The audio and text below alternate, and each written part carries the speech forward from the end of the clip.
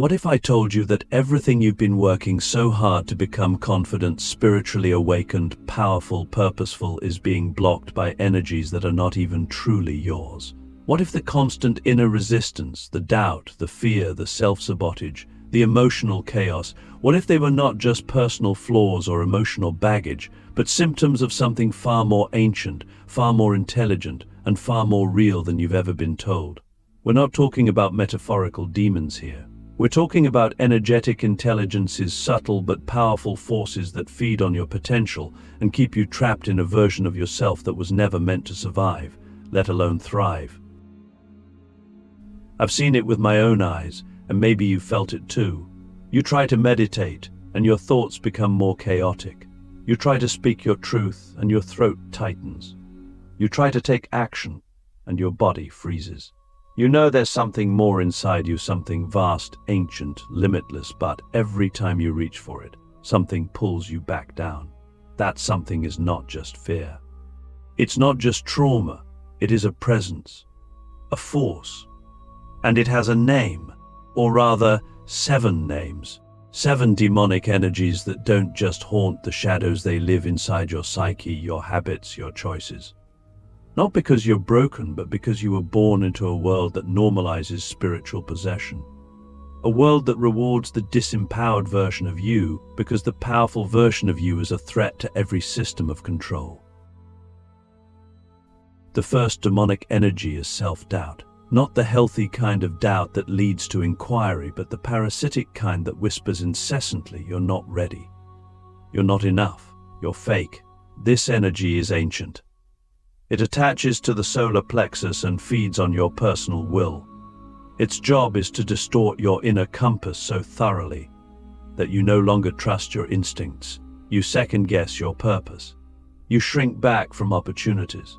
You procrastinate, not because you're lazy, but because the energy of self-doubt has convinced you that action is dangerous. You have to understand this demon doesn't shout. It whispers, mimicking your own voice. And the only way to cast it out is to start taking action before you feel ready.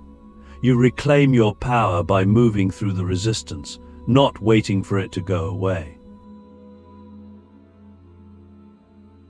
The second is emotional possession. This one is tricky because it convinces you that you are your emotions. It hijacks your nervous system and loops you in cycles of anxiety, rage, sadness, and guilt, often without any clear trigger. You think you're processing trauma, but what you're really doing is feeding the demon. It loves when you spiral. It thrives when you lose control. Emotional possession lives in the gut, in the sacral center, and it distorts your emotional field so that you become reactive instead of receptive. True emotional mastery begins when you stop identifying with every wave that moves through you. Learn to observe your emotions like clouds passing through the sky. Feel them fully, but don't feed them. Breathwork, cold plunges, fasting, and silence, these are ancient tools to cleanse emotional parasites from the body. You are not your rage. You are the sky in which it passes. Click subscribe to this channel to get more profound spiritual lesson. The third demonic energy is spiritual bypass. Now this one wears robes. It speaks in mantras. It quotes scriptures. It pretends to be light. But it is one of the most dangerous energies of all because it convinces you that you are healed when you are not. It tells you to love and light your way around your wounds. It tells you to forgive without boundaries. It tells you to avoid confrontation, to escape into meditation, to mask your pain with spiritual language. This energy is not here to help you evolve, it's here to keep you asleep, to keep you passive, to keep you numb. Real spiritual power is not about escaping pain, it's about transmuting it, facing it, alchemizing it. If your spirituality makes you weaker, quieter, smaller, then it's not spirit, it's possession. You awaken from this energy by embracing shadow work, by descending into the chaos and finding your light there. The fourth energy is false identity. This is the demon that wears your face, speaks in your voice, and convinces you that your trauma is your personality. It tells you, "I am just this way. This is just who I am."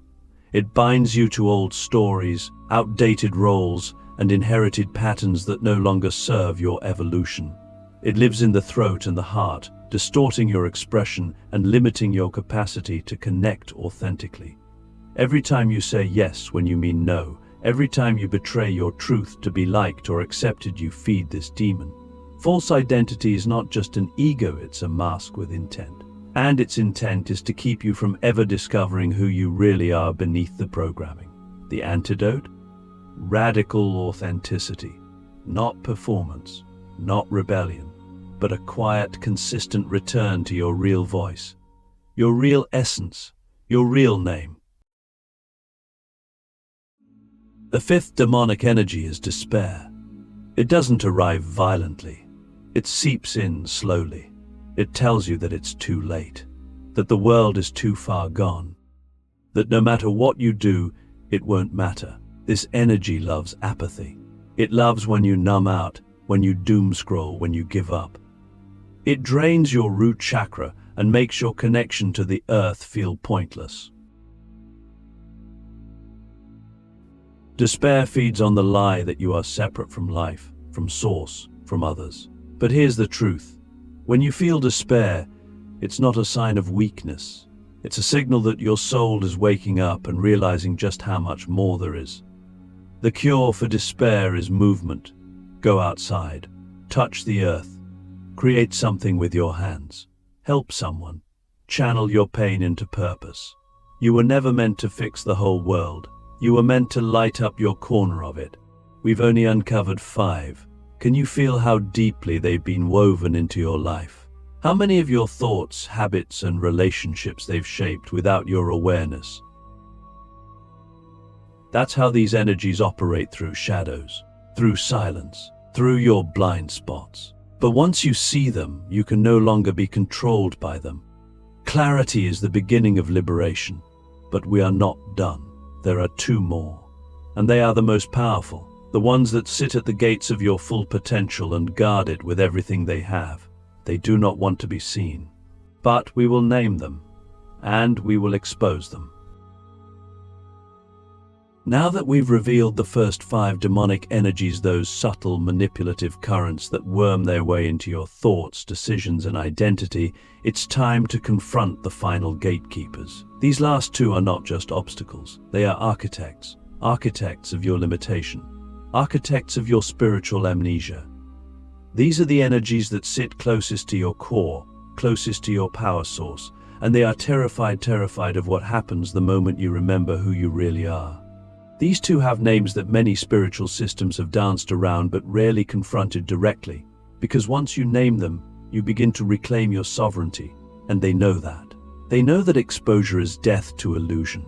The 6th demonic energy is control, masquerading as safety. This one is insidious because it doesn't feel dark. It feels necessary. It disguises itself as logic, planning, responsibility, and self-protection. It whispers things like, let's be realistic, or it's responsible to stay in your comfort zone than get hurt again. But what it's really doing is keeping your life small. It trades infinite possibility for predictable survival. It convinces you that your routines are your refuge, when in reality, they are your prison.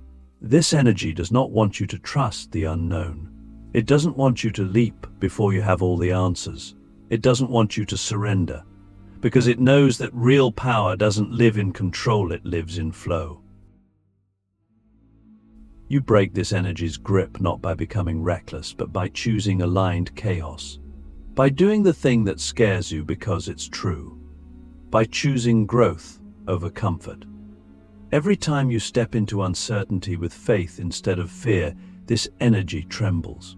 It loses its grip. Control, masquerading as safety, thrives in the mind, in your need to analyze, predict, and guarantee outcomes. But the soul doesn't work that way. The soul speaks in impulses, in synchronicities, in quiet urgings that make no logical sense but feel like home. The path of awakening doesn't unfold in straight lines, it moves like a serpent, like a dream. Are you willing to follow it? And now we come to the 7th, the final gatekeeper, the most powerful demonic energy of all, the fear of your own power. This one is ancient. It predates your childhood. It predates your DNA. It lives in the collective unconscious, in the memories of souls who were burned, silenced, exiled, or destroyed for daring to shine too brightly. This fear tells you that if you fully embody your power, you will be judged. You will be isolated. You will lose love. It tells you that stepping into your full truth is dangerous. And here's the part that most people won't admit sometimes it's right. Because when you reclaim your voice, your magic, your mission, you will lose things. You'll lose illusions. You'll lose relationships that were built on your silence. You'll lose the comfort of playing small. But what you gain you, fully. This fear is the final test. It doesn't just block your power, it guards it. Because deep down, your soul made a sacred agreement. Power without integrity is corruption. So this fear won't leave until you prove you're ready. Until you choose power not for domination, but for service. Until you stop seeking validation and start seeking alignment. Until you are willing to be misunderstood, ridiculed, even abandoned because your truth is worth more than their approval. You don't defeat this fear by fighting it. You walk with it. You thank it for protecting you. You honor the part of you that stayed hidden for so long just to stay alive. But then you say, I'm not surviving anymore. I'm here to live. And you step forward anyway. With trembling hands, with a heart pounding in your chest, with no guarantees. You speak when your voice shakes. You create things that scare you. You make decisions that your past self would never dare to make. And in doing so, you become the one thing this energy cannot touch: sovereign. Let's pause here for a moment. Take a deep breath. Can you feel all 7 of these energies now? Not as abstract ideas, but as presences that have shaped so many of your choices, your habits, your self-image. This is not about blame. This is not about guilt. This is about clarity. Because we cannot reclaim what we will not name. You did not choose these energies consciously. But now that you see them, the choice becomes yours. Will you keep feeding them? Or will you start starving them by choosing differently, moment by moment? Here's a question that might crack something open for you. What version of you are these energies afraid of? Not the version who fits in, not the version who pleases everyone, but the version who is unapologetically alive. The one who doesn't ask for permission to exist. The one who walks into every room and remembers. That version of you is not a fantasy. It's your original blueprint, your true essence before the world told you who to be. And if these energies are this desperate to keep you from remembering, then imagine how powerful you must be.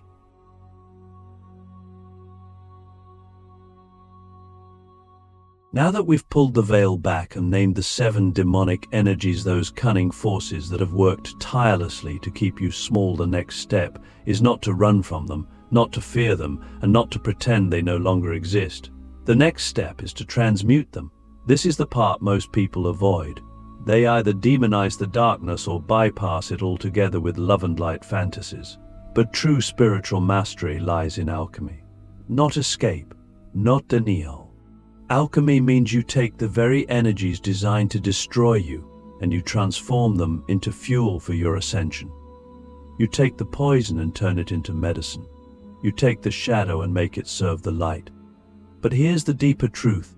You can't transmute what you still hate. You can't alchemize what you haven't first accepted. That's why this part of the process begins not with action, but with radical compassion for yourself. For the parts of you that fell for the lies, for the decades you spent living under the spell of self-doubt, emotional possession, spiritual bypass, false identity, despair, control, and fear of your own power. You must look at those parts not with shame but with reverence, because they weren't failures, they were initiations. Each one taught you something. Each one shaped your spiritual resilience. Each one cracked you open, even when it felt like breaking. Alchemy doesn't happen in resistance. It happens in recognition. So how do we begin the transmutation? It starts with embodiment. You must bring these energies out of your mind and into your body. These are not just thoughts, these are frequencies, and frequencies are felt. They live in your breath, your posture, your nervous system. Start by asking yourself, where in my body does this energy live? When self-doubt speaks, does your solar plexus tighten? When despair creeps in, does your spine collapse? When control rises, does your breath become shallow? Pay attention. Your body already knows, and once you locate the energy, you can begin to move it. Movement is medicine. Sound is medicine. Breath is medicine. These are not metaphors, they are ancient technologies. Try this: the next time you feel consumed by an old pattern, don't analyze it. Don't create a story around it. Move it, shake, dance, scream into a pillow, breathe rapidly. Let your body do what the mind cannot. Let it release, purge, transmute. These energies thrive on stagnation.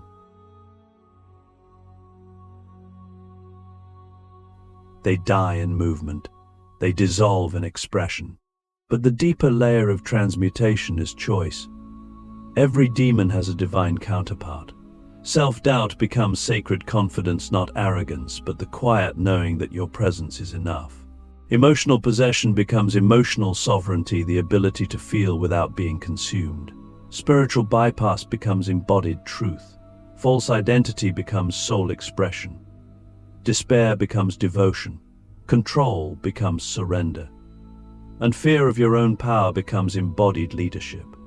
You transmute through practice, through showing up differently than you did yesterday, through making micro decisions that align with your higher self. When you feel fear of your power, speak anyway. When you feel despair, create something. When you feel emotional possession, breathe and ground. Every time you choose differently, you're not just healing, you're rewiring reality. You are reprogramming the field. You are teaching your nervous system a new way to exist. And the most powerful transmutation tool of all? Ritual. Not empty repetition, but intentional acts of devotion. Create sacred space in your life. Light a candle every morning and claim your intention out loud. Write letters to your demons and burn them. Fast for a day to reset your body's spiritual sensitivity. Walk barefoot on the earth and speak your truth to the wind. These acts may seem small, but they are symbolic codes. They tell the universe, I am no longer living under the spell. I am reclaiming my throne, because that's what this is really about. Not just healing, not just awakening, but returning to the throne, the energetic seat of your soul, the sovereign center of your being, the place where you remember that no force, spiritual, emotional, or systemic, has power over you unless you feed it. And now you've stopped feeding it. Now you're taking your energy back. Now you're standing in the full voltage of your truth, not because someone gave you permission, but because you finally remembered you never needed it. Here's a question I want you to feel deep in your bones. What happens when you stop asking for permission to be who you already are? What happens when you stop waiting for the fear to go away and you start walking with it like an old friend? What happens when you stop negotiating with your power and begin to wear it like a crown? You don't need to be perfect to transmute. You don't need to be fully healed. You just need to be willing. Willing to sit in the fire without flinching. Willing to meet yourself in the places you've been avoiding. Willing to see your demons not as enemies, but as teachers. Because when you do that, something extraordinary happens. The chains fall. The illusions collapse. And all that's left is you. Unfiltered. Is you. Unapologetic, unbound. If you've made it this far, then something inside you has already shifted. You've seen the enemy not outside you, but within. You've maimed the 7 energies that have kept you separated from your truth. You've begun the sacred work of transmutation, the divine dance of turning shadow into power. Now comes the final step, not a conclusion, but a birth. A coronation. This is the crown activation. Not in some mystical, abstract sense, but in a grounded, embodied, lived reality. This is the moment where you stop practicing awakening and start living as the awakened force the demons were trying to stop. The crown is not a metaphor. It is an energetic structure, a seat of divine intelligence that sits at the top of your being and connects you directly to Source. When it is blocked by fear, doubt, false identity, you feel cut off, lost, numb, striving for meaning in a chaotic world. But when it is open, you no longer search for meaning, you embody it. You become the meaning. You walk through the world as a pure transmission of divine intelligence. You don't just talk about light, you radiate it. You don't just believe in purpose, you move with it. Every breath becomes sacred. Every step becomes prayer. Every word becomes spell. But here's the secret most people miss. The crown doesn't activate through information. It activates through integration. You can listen to every podcast, read every book, take every course, but if your actions don't align with your knowing, you're still asleep. The crown opens when your choices match your truth, when your boundaries reflect your worth, when your relationships reflect your self-respect, when your creations reflect your soul's frequency. That's when the crown begins to glow. Not because someone gave you a certificate or said you're enlightened, but because you finally stop living against yourself. Living as the awakened force means you no longer ask, "What should I do?" You ask, "What wants to move through me?" You don't chase goals, you become a vessel for destiny. You don't force outcomes, you align with frequencies. You trust the divine architecture of your life, even when it doesn't make logical sense. You follow the current, not the crowd. You listen to the whispers of your soul more than the screams of society.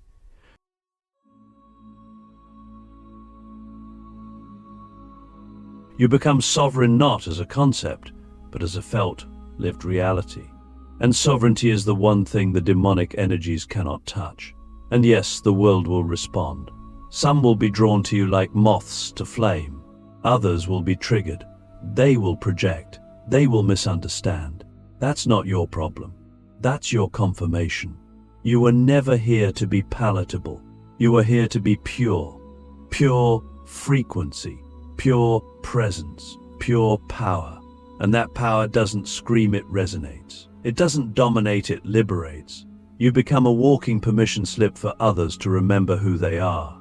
Not because of what you say, but because of what you are. This is the part where you stop seeking signs and become one. You become the synchronicity. You become the miracle. You become the divine disruption in someone else's life. Because your field is clean, your soul is online, and your crown is open. This is not arrogance. This is alignment. This is embodiment. This is what happens when you stop running from your darkness and start alchemizing it into light. So I ask you now, not as a guru, not as a teacher, but as a mirror, who are you when nothing is blocking your light? Who are you without the doubt, the trauma, the fear, the masks? What do you create when you stop asking for permission? What reality do you shape when you truly know that you are the source in motion? You don't need to wait anymore. You don't need to earn it. The throne has always been empty, waiting for you to remember. You were never meant to just survive this life. You were meant to crown it with your presence. Now go. Walk as the force they tried to silence, and don't look back.